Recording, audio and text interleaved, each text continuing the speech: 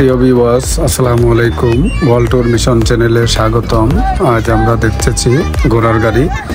এক সময় মানুষের শৌখিন বাহনের মধ্যে ঘোড়া এবং ঘোড়ার গাড়ি ছিল অন্যতম, কিন্তু কালের বিবর্তনে আজ সেটি হারিয়ে গেছে।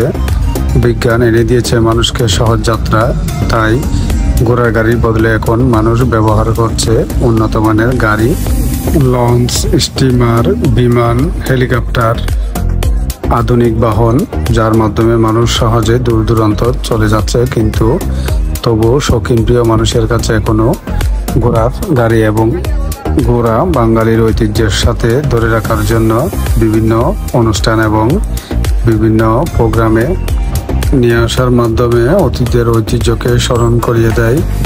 তাই আধুনিক যুগের মানুষেরাও ঘোড়ার বাহনকে একটি শৌখিনতার অংশ হিসেবে গ্রহণ করে।